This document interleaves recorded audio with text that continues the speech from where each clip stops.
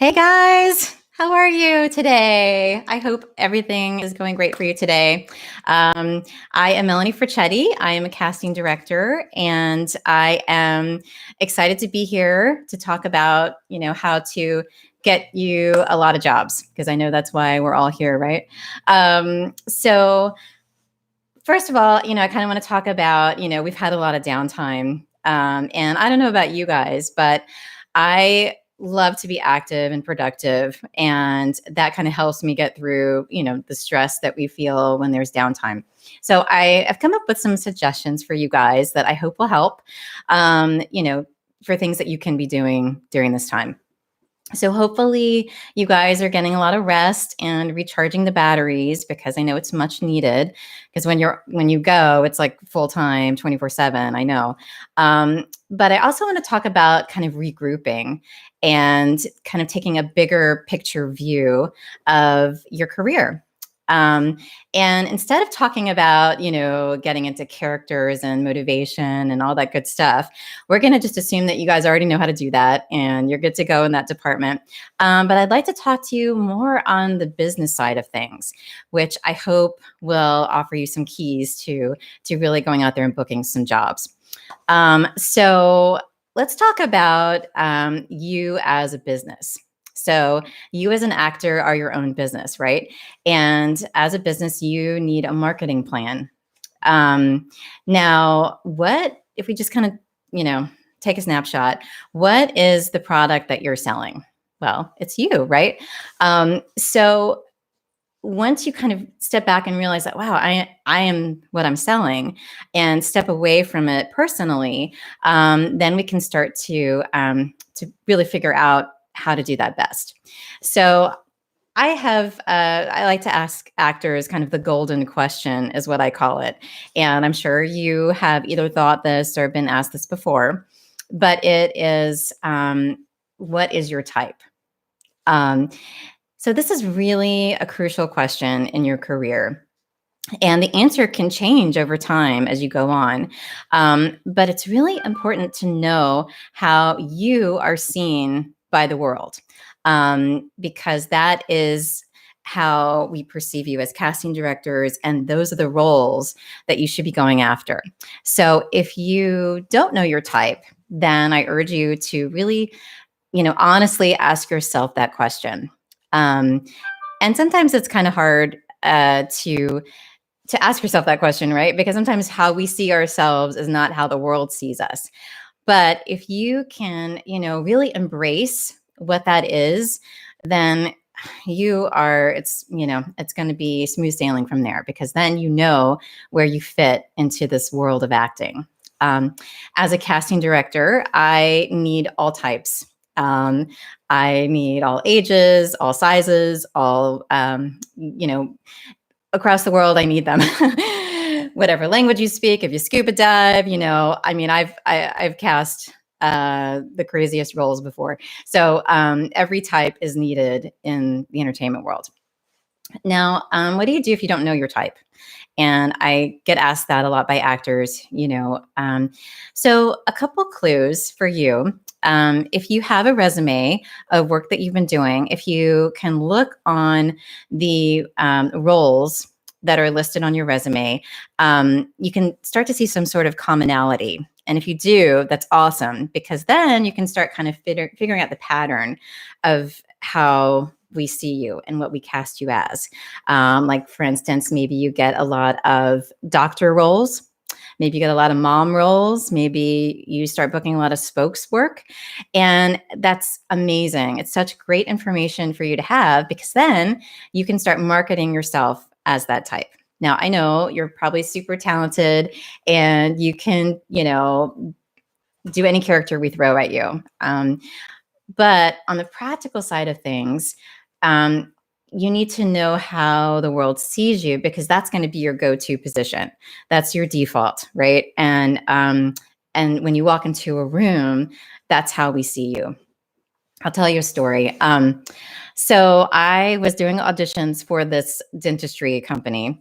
It was a commercial for them, and I had the client and the production company in the session with me, and we were seeing tons of people, and in walked this woman who was exactly what they envisioned for this role to be.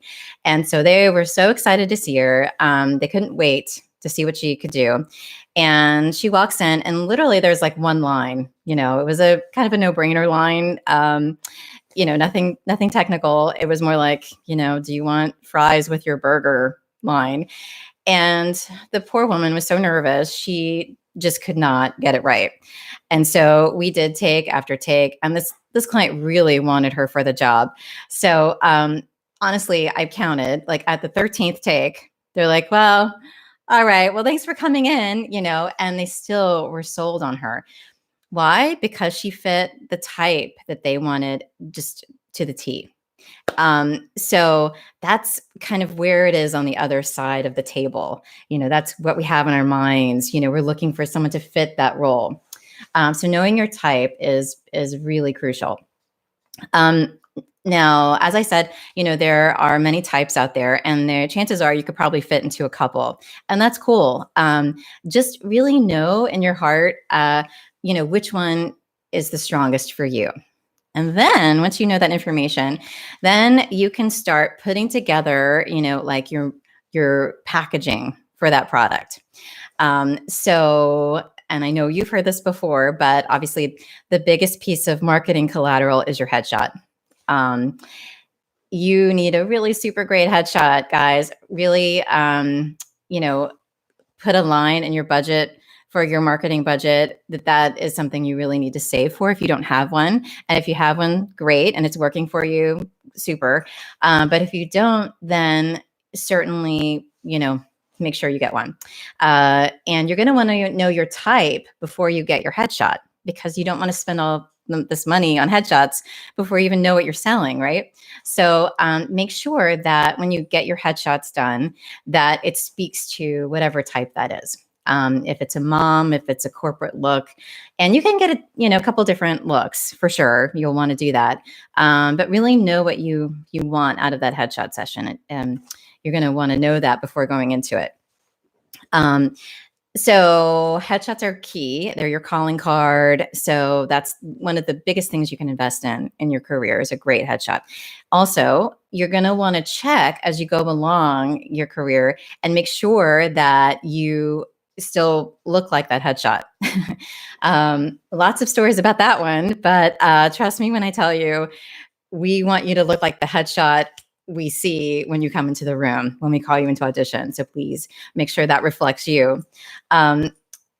Resume is another part of kind of your marketing package. And, as I said before, if you start booking like a bunch of detective roles, then you're going to want the resume to support you as this role, right? So certainly down in like skill set, if you have weaponry training, or if maybe you served in the military, or, you're super athletic, you want to kind of support what your type is, if you can.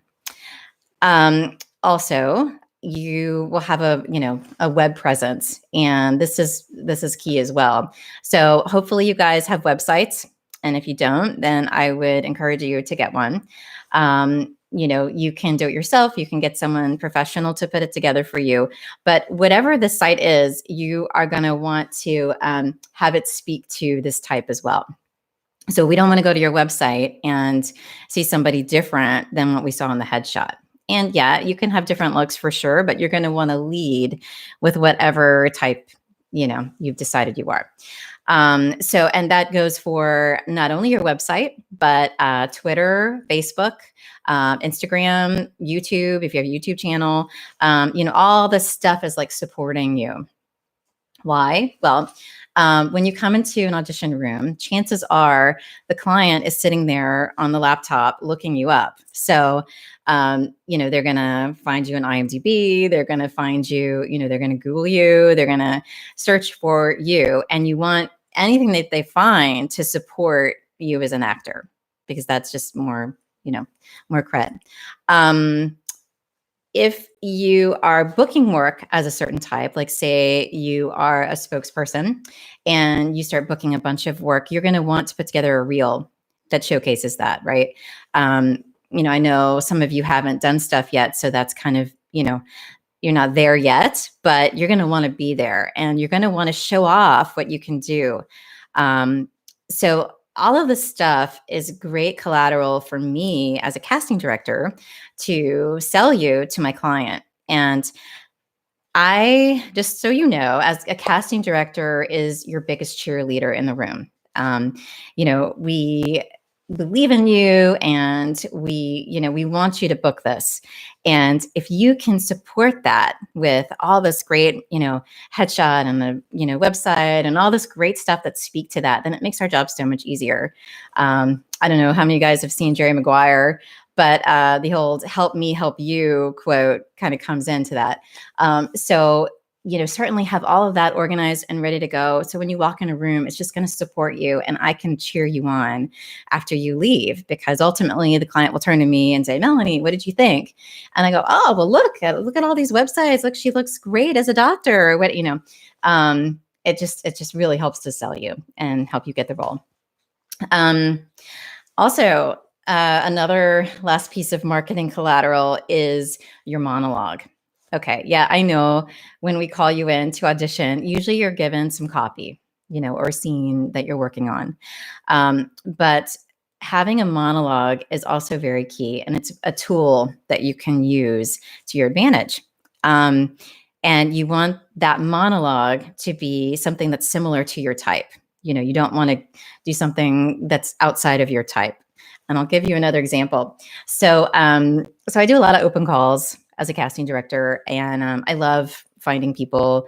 And one time, this tall, attractive woman walked in. She was probably mid-60s with long hair. She was very put together. And, as soon as she walks in, I'm thinking, okay, how would I cast her in projects that I'm working on? Because that's our first thought. Like, where do you fit in the picture?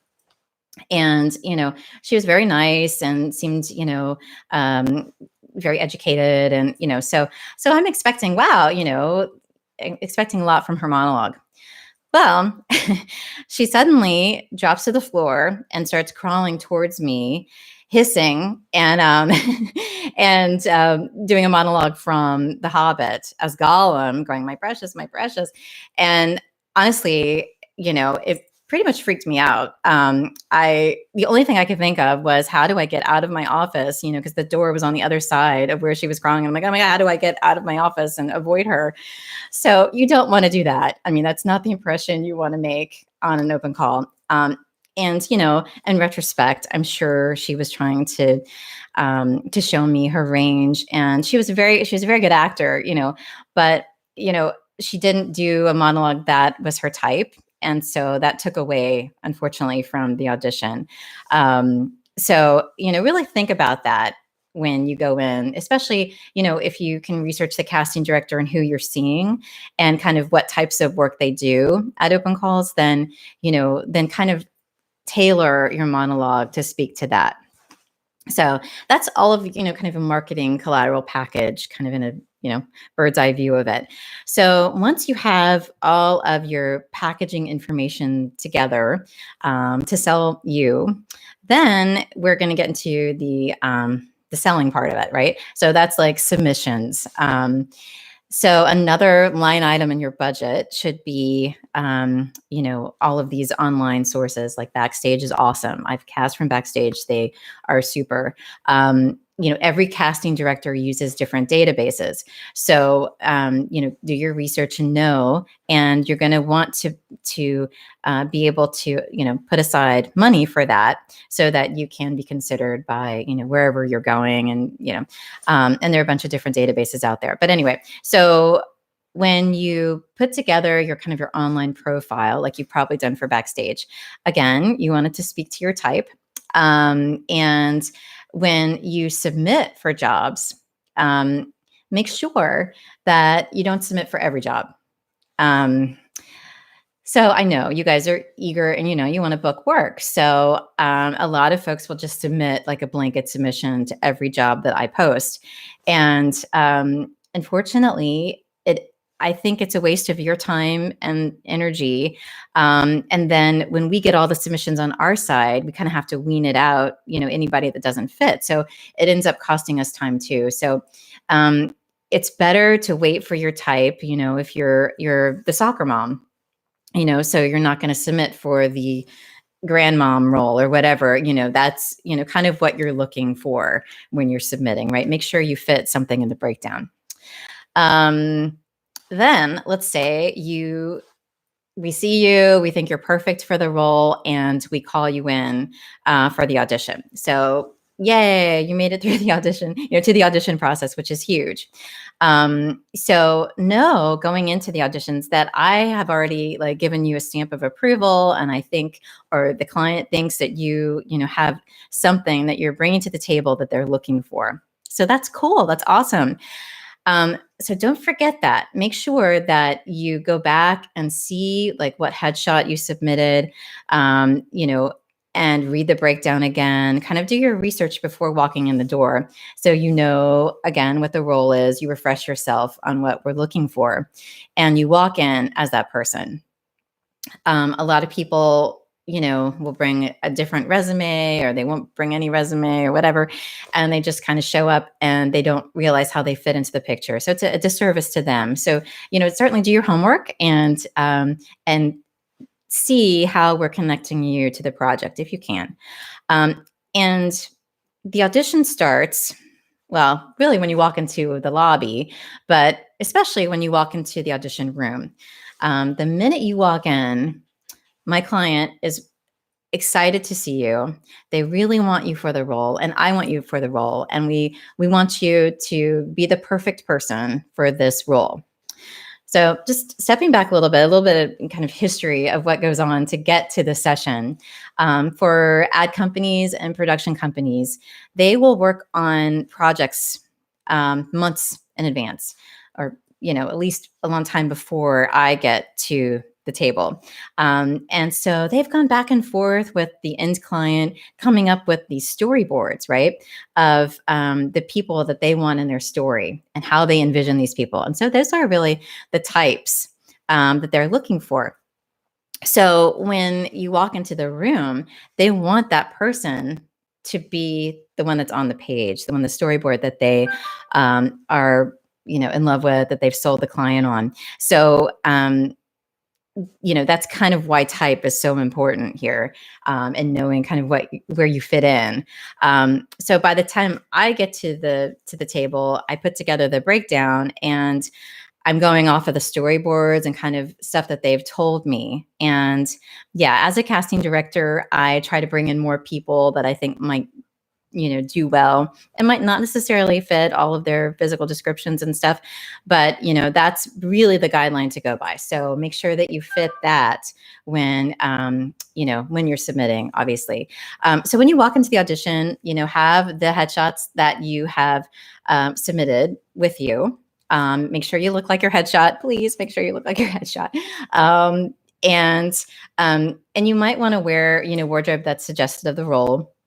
If it's a doctor and you're an awesome, at medical terminology, then definitely invest in a lab coat, and wear it to the audition. My clients really appreciate it when you kind of take an extra step and, you become the character in their eyes. So, you don't have to go full on, wardrobe mode, but, definitely, maybe a piece or two to kind of indicate what the character is. Okay, here's a biggie, and I hope this tip helps you. But when you get in the room, I know a lot of times you're, nervous and excited and, jittery, but don't talk yourself out of a job, because when you walk in that door, we want you to be that role, right? So, so don't say anything that's going to get you out of it. Here's another example. I was auditioning for a very big insurance commercial, and we were hectically trying to find an older mom with an 18-year-old. Okay. So, and they kind of threw this on me during the session. So here I am, scrambling to find people to bring in that day who fit what they were looking for. So I managed to bring in this woman who was very attractive. She really seemed to fit, what they had told me they were going for. And she looked like she could be a mom of an 18-year-old. So she came in, and I think she was probably nervous, and she just started talking, and um, you know, the client loved her from just her looks. They were like, oh, and I can tell because they're excited. The lights go off from their heads. They're like, oh, this person's perfect for what they're looking for. But then the first thing out of this woman's mouth was, how many grandchildren she had, and she loved being a grandmom, and so she, by saying all this, was, basically telling them that she was older than maybe a woman of an 18-year-old, and I kind of felt the wind go out of the sails, and I'm like, but it was too late. And actually they ended up going with someone, even younger because of actually what she said. And, so try to stay on point in an audition, of course, have conversation, be friendly. But don't talk yourself out of a job, because it does happen a lot. And it's important, that. Let's see. Okay, what else do I need to tell you about? Okay, so once you've done all that, and you've left the audition, and it's important, and I recommend journaling everything that happened at the audition. Who was there, what you wore, what headshot you brought in, what you did, even how you felt about the audition, because you will want to know that. And hopefully you're going on a lot of auditions, right? But you're going to look at that if you get a callback. So callbacks are awesome, but they're just kind of a step further into the auditioning process. And so if you get called back for a role, that means that we loved what you did and we love everything about you. So try to look exactly like you did. You want to know what you wore. You can even wear the same things or something similar to it. You're going to remember what you did. So make notes, kind of journal the whole process. And I think it's actually going to be really important for you to start looking at that if you start booking roles. Then you're like, oh, wow, that worked. So we're going to try that again for the next role. And hopefully all of this is kind of leading up to a system for you to submit and audition for things. Because auditioning is kind of an art in and of to itself, other than, booking a role. So if you have a whole system that's working, then that could be, the key that you need to open up more work for yourself.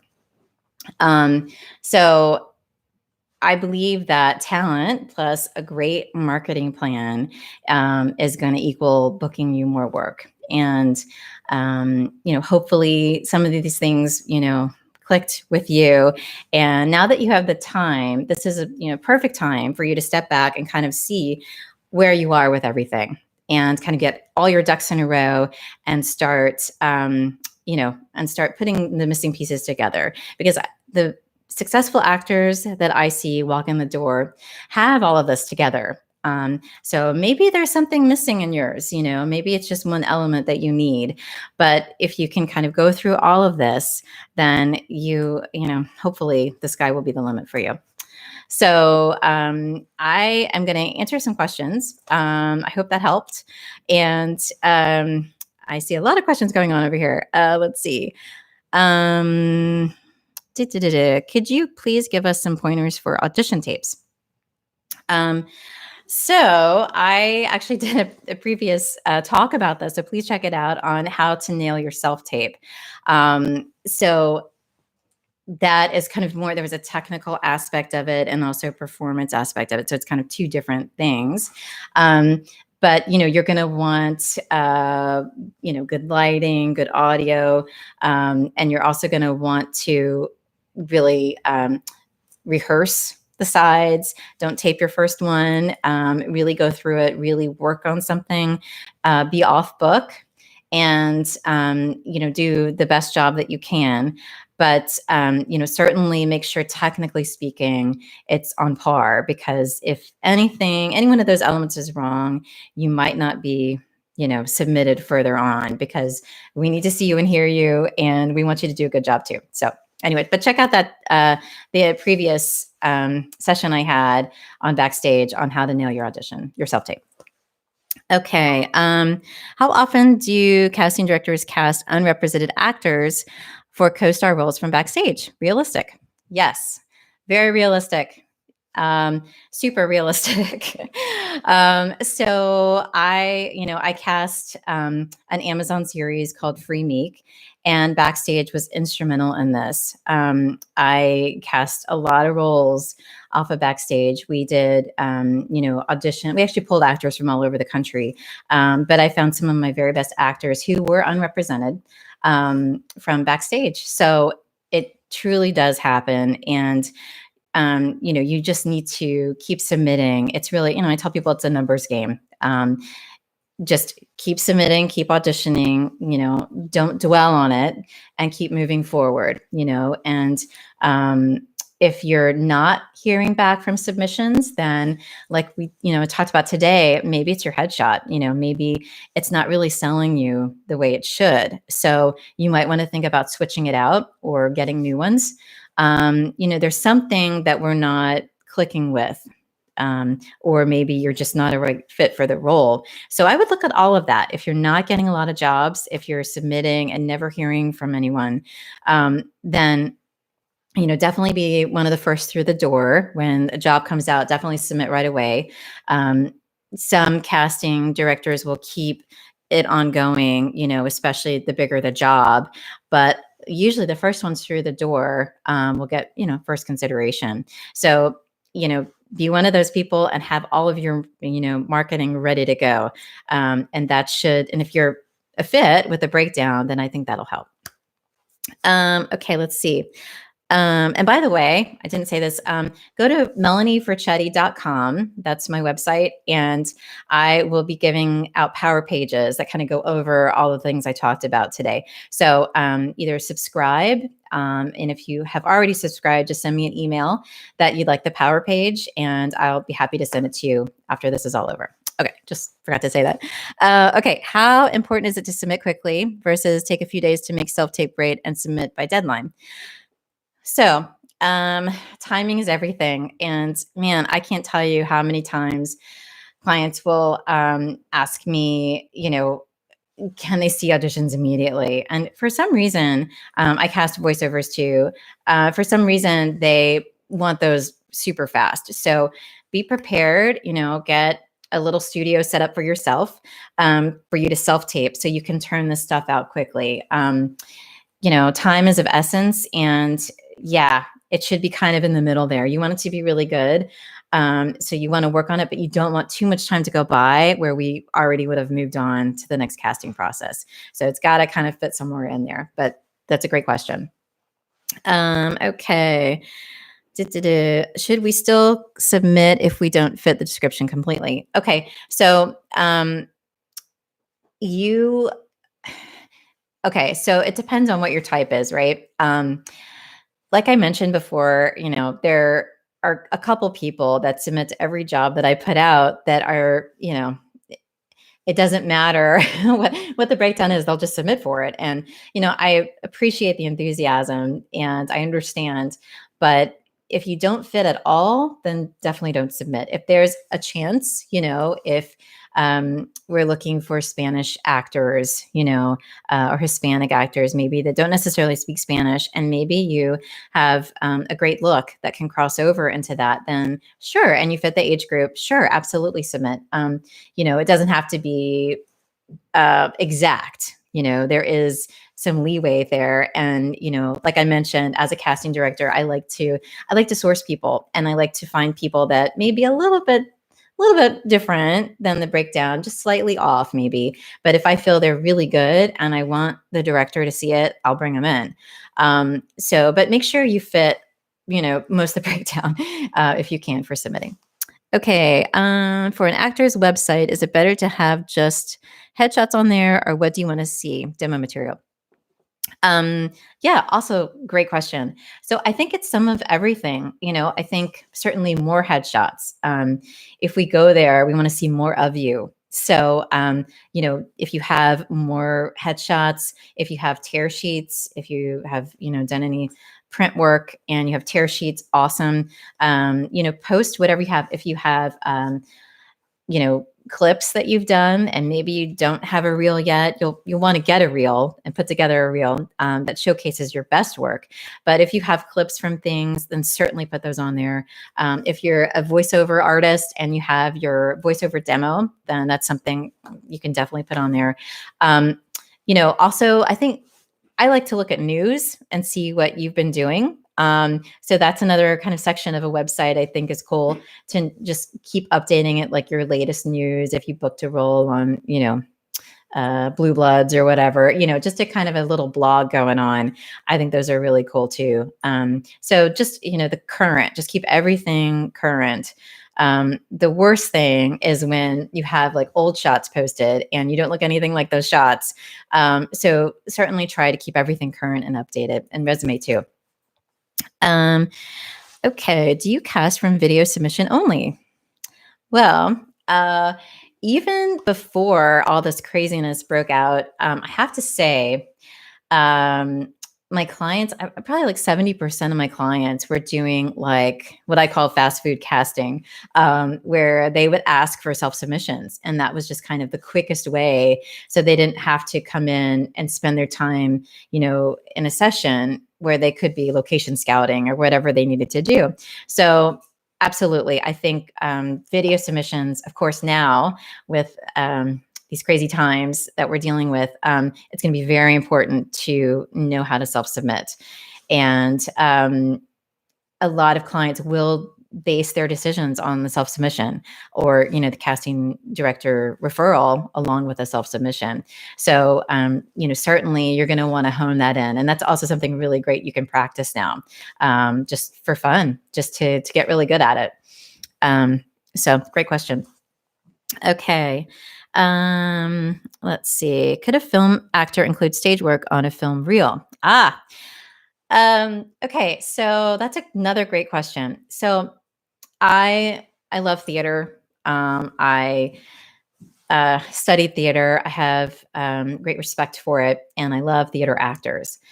However, for a reel, a lot of times how it's if it's filmed at all, it will be kind of long shots, in somewhere in the auditorium, and you won't really get some great, stuff. So if that is the case and that is how these clips are for you, then unfortunately I wouldn't include that, because they don't fit with the project, and I do on camera stuff. So if it's, the stage is something beautiful and quite different than being in front of the camera. On stage, you fill a space, and you project, and you fill the entire auditorium with your character. For screen, less is more. So we look for stuff that's similar to what we're casting. So if you don't have many, clips and you only have theater clips, I would work on getting some clips on camera, because that's going to really translate well into the stuff that we're casting. Okay, lots of great questions, you guys. Thank you. Okay, how far out of town will casting directors really consider in Sacramento want to seriously be considered in Los Angeles? Okay, another great question. So, we're living in a virtual world, but it does all come down to budgets. If you are living, a huge distance away from where something is shooting and you self-submit, then I would certainly put it in either your cover letter or in an email, that where you are located. And, if there's no travel included in the breakdown, like sometimes we'll, cover travel if they are looking nationwide for a role. But if they're not, if they're looking for someone that can work, what's called work as a local, then I would put in there, if you can cover travel yourself and you're willing to travel, then, then certainly indicate that. And it depends on, again, once you get there, if you book the role, then we would have to, or the production would have to cover hotel expenses usually. But if you're willing to cover that, or maybe you have a friend in that area you can stay with, certainly notate that, because coming from out of town usually means more money for the producers. And that's kind of their first reaction, But if you're fabulous and you really fit the role and maybe you can cover the travel, then yes, absolutely submit. Okay, let's see. If you haven't been in a film, should you still create a website? Absolutely. Yes, absolutely. You don't have to have, a reel or clips per se on your website. It's great if you do, but definitely have a landing page for yourself. Maybe you have done theater and you've gotten reviews. Then put the reviews on there. That's awesome. Maybe you have done some commercial stuff. Awesome. Links to that would help. You're going to want to make sure you have a lot of shots of yourself. Kind of like I said earlier, you really want to see more of you when we go to your online presence. So, really fill that out and make sure that we see different, we see different parts of you. But make sure it all speaks to that type that we were talking about earlier, because that's what's ultimately going to sell you. Okay, let's see. La, la, la, la. Okay. Oh, okay. Here's a good question, actually, and thank you for this. Is it bad when you book more work from your headshot alone than from in-person auditions? Well, what's interesting about that is there may be something that's getting lost in translation, and that's a really good question to kind of focus on. You want to be honest with yourself, and maybe the headshot maybe isn't a reflection of you in person. And you want to make sure you look like your headshot, right? I've said that a million times, I know, but it's so true. And I can't tell you how many times I'll call someone in and they have a headshot that doesn't look anything like them. For instance, we were casting for a grandma for a commercial, and we had called all these grandmas in who were super cute. And then this woman walked in and she had these like Ray-Bans on and she had like a motorcycle jacket and her hair was like blue. And needless to say, she didn't look anything like her headshot. And unfortunately, my client was like, whoa. And she really made a big impression. But, she wasn't obviously right for the role. So, probably not your case, but certainly make sure that you do look like yourself, like the headshot does represent you well. And, there may be something missing there. Also, in-person auditions are, obviously about knowing the copy and knowing, being your personality. Personality is a huge thing in an audition. You want to be very friendly, and professional, of course. And you want to be relatable, someone that we can, spend a lot of time with on set was, really what we're looking for. So, maybe one of those things is something you should focus on. Just an idea. Okay. How do actors age 45 to 55 go about obtaining work if they live in a regional market? So that's a good age group, I have to say. I mean, I get a lot of um, projects in for that exact age group. So that is a great age group. And I cast Philly, Jersey, New York. So, Philly gets a ton of that age group in. So that's a great market advertisers go for. So I think you could pick up a lot of regional work. And kind of my philosophy on that is, so before you buy, your ticket to New York or LA, and you don't have a lot of credits on your resume, then stay and build your resume. Build it so you have all these great roles, whether, even if it's community theater or maybe you get local spots, whatever it is, because you're going to want a really solid resume when you get to New York or LA, because those markets are vastly different than regional markets across the country. You're going to be competing in new ground, and you're going to want to make sure that you have something substantial to show agents, casting directors when you get there. So I think regional markets are great. A lot of them are non-union, so you can jump right in and start working and building a portfolio and even a reel. So take advantage of that. That's actually a really great way to start. And then consider, moving to a big market and just, kind of stage it out. Okay, what about casting abroad actors or actors with strong accents for specific roles? That's interesting. Okay, so a lot of my work isn't super international, although there are a lot of casting directors that have international jobs. So I'm mostly considering people within the United States. So I haven't really worked with, that type of travel and that kind of thing. But as far as accents go, um, if it's severe and you have a major accent, it's hard to understand, then I would certainly get some vocal training and try to get to more of a standard American delivery, because that will get you more roles. If it's a specific accent, then you're going to pigeonhole yourself to that specific character, and only be able to submit for those type of roles. So I think it broadens you if you can, here in the States, have some sort of standard American accent. So it's worthwhile to study with a vocal coach and kind of get to that place. Okay, let's see. What kind of jobs do I mainly cast for? So I cast for everything except for theater. I cast for, commercials. I do industrials. I do feature films. I do TV shows. Lots of web stuff. There's a ton of web, even like apps. I've cast for apps. You name it, I've done it pretty much. I mentioned voiceovers. Right now, guys, it's a great time to be a voiceover artist. And that's most of the jobs that we've been getting in are voiceover jobs. So, if you have a great voice and you think you'd like to try that, then get some online training and put together a home studio. And, that could get you some immediate work right now while we're kind of dealing with social distancing. Let's see.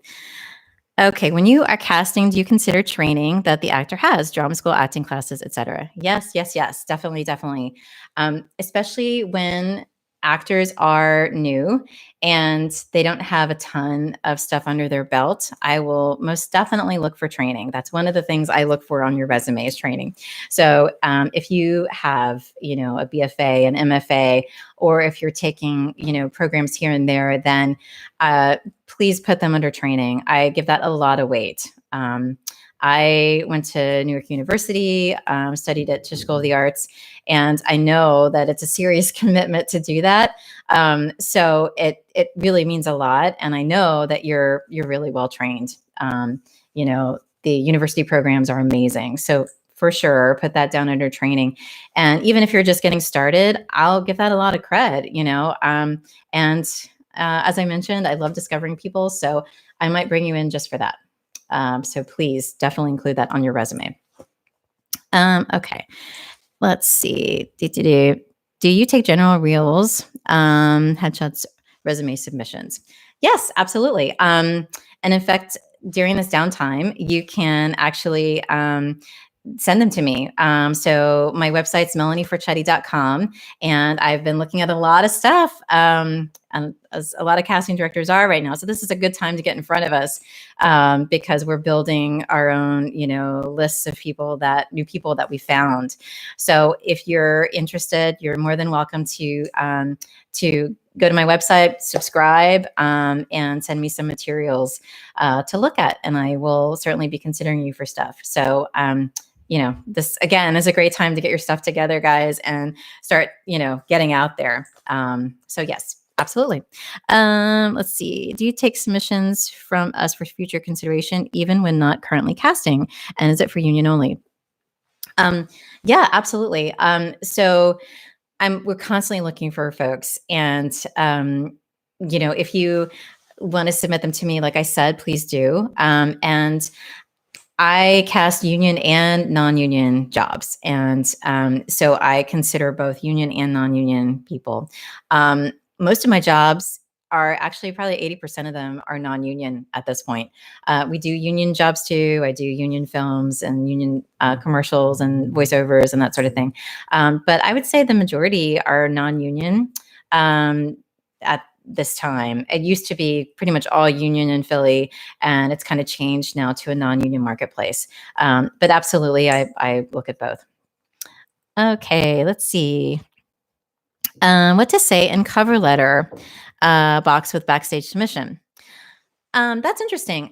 I mentioned, for the Amazon series I was casting called Free Meek, you know, I found that helpful stuff in the cover letter included, their if they were really drawn to a project, this is a great place to put how much you love XYZ about a project. If you really want to play a villain and you love this villain breakdown, in the project description, then certainly say that. Or maybe, for instance, I cast another feature and I used Backstage to get one of the leads, and he was out of Chicago, but I was looking for a Russian accent, and this guy wrote in there, in the cover letter that he was Russian, and was certainly well versed and could travel. And again, the travel comment, that's a good place to put that in your cover letter if you're willing to travel. Anything that you think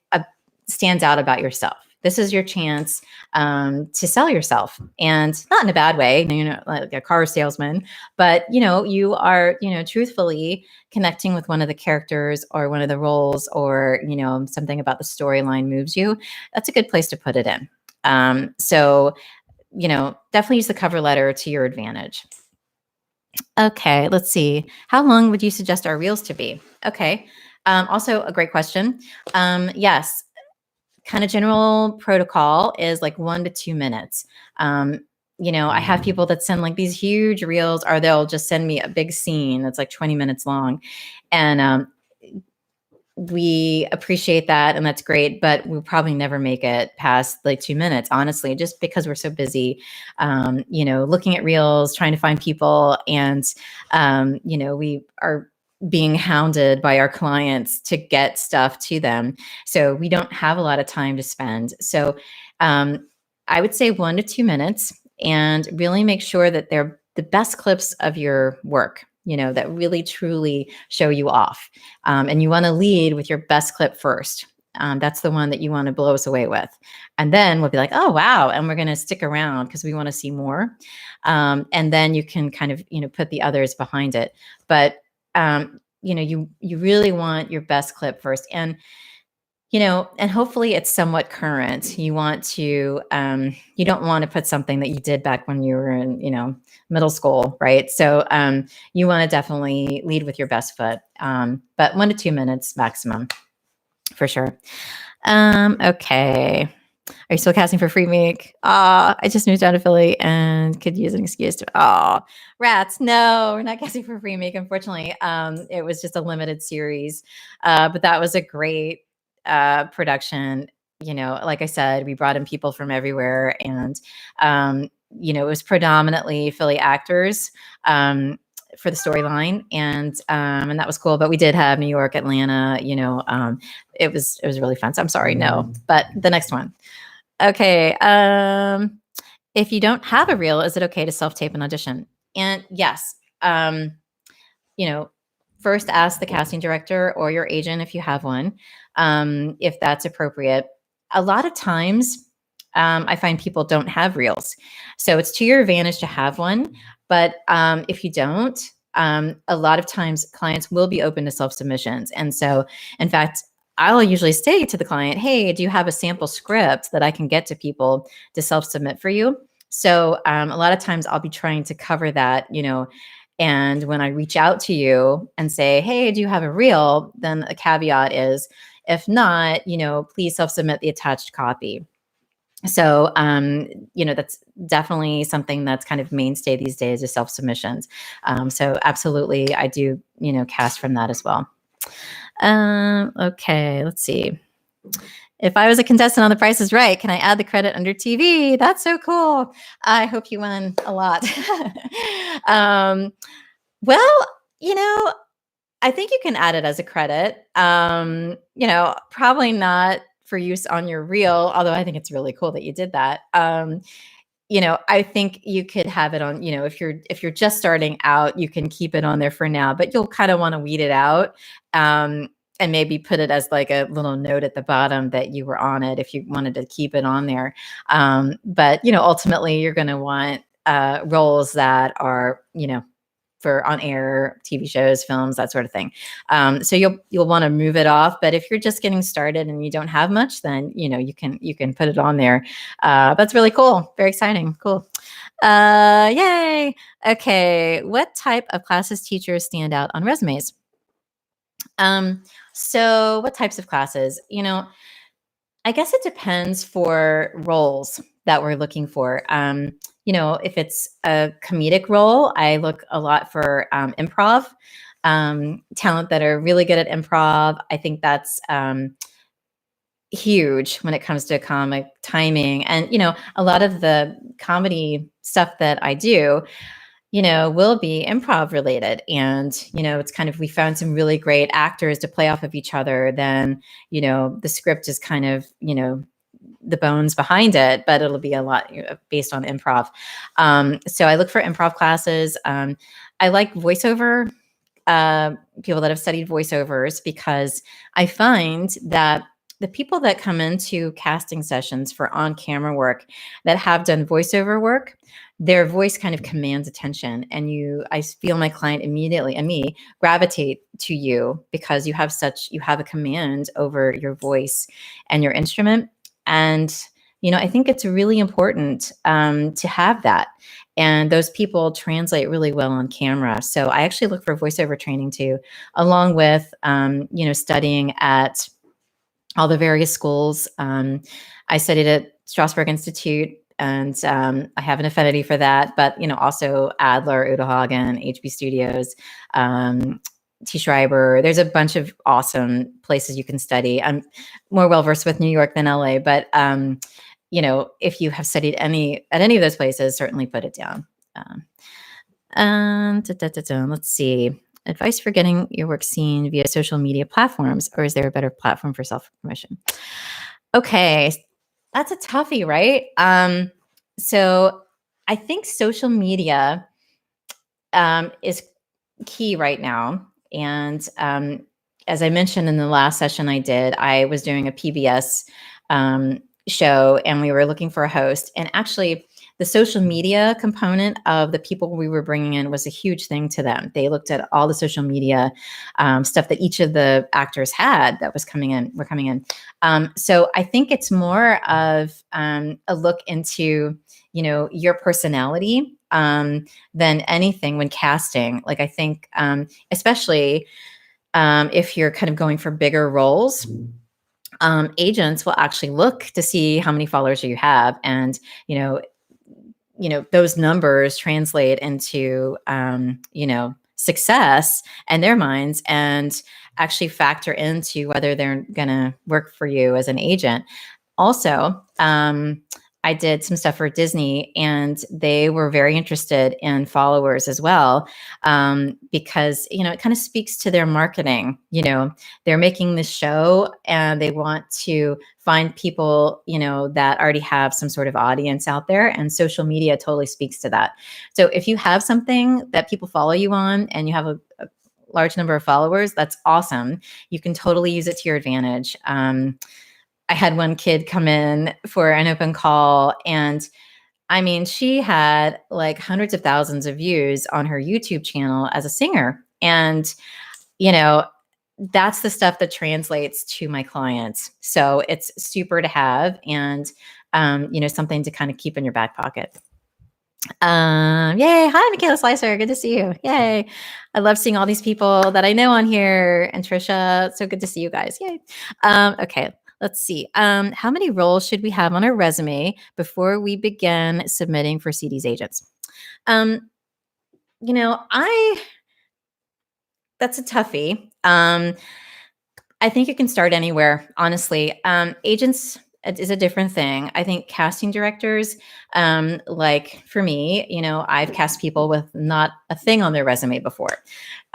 So, I think having that resume really works to your advantage, of course. For agents, you're definitely going to want a solid resume behind you, because they probably won't, bring you in to interview you unless you have some really, some proven roles. So, you can pound the pavement. You can book the roles on your own. And, once you get, certainly a bunch under whatever category you're going, TV, film, whatever you're looking to do, commercials, and then, start trying to book meetings with agents. They hardly ever see people without anything on their resume. Whereas I think, casting directors and kind of, my view, are more open to that. Like, we need to find you. That's our job, is to find you. And if you're terrific, then you don't have to have a ton of credits on your resume. It's different with, casting directors that work for huge features and stuff. They usually work through agents. So, then there's that tier. You have to get the agent before you get into to audition for the big feature. But for me, I'm open to finding you. Okay. Would you rather have somebody with more training or with more experience acting? Ah, um, that's interesting. So I, like I said before, I am a big believer in training. You know, why? Because anything and everything happens in production. And you need to be able to have that foundation to switch on a dime.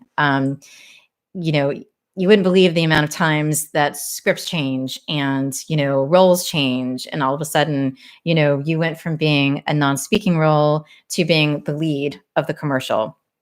And having training, I think, figures into that even more so than acting experience, because you're trained to really dissect and make choices and get off book quickly, know your blocking, be able to react. So I feel like the training plays strongly in that.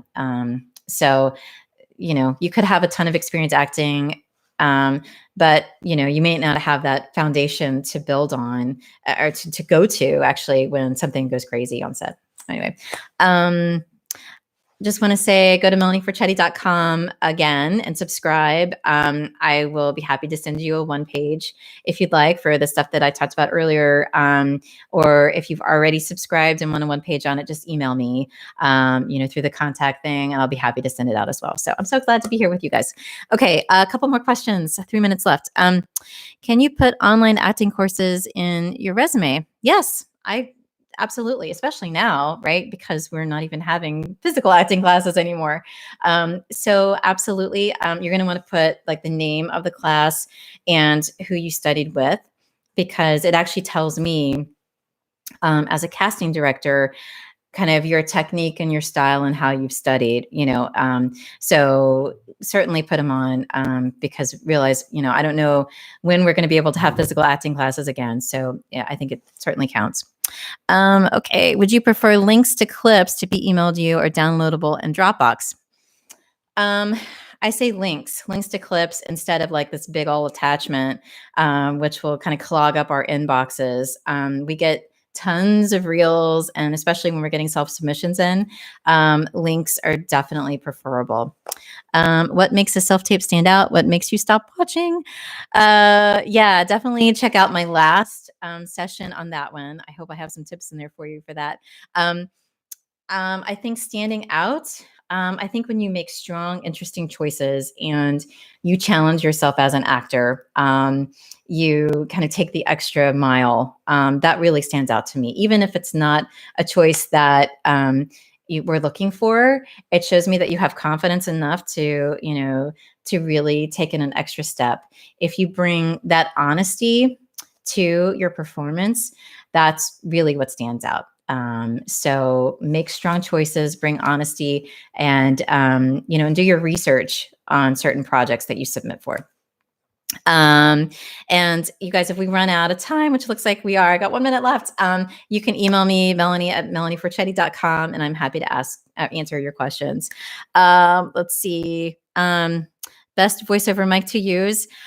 Well, this is awesome. This is a Yeti, and I'm not a voiceover person myself, so I'm not too techie. But this is amazing, and I have a lot of talent that will submit stuff via this kind of mic, home studio setup. One last question. Let's see.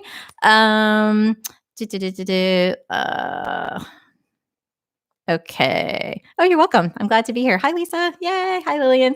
Okay, let's see. Can I produce myself to you as a Berlin-based actress if I have an American agent?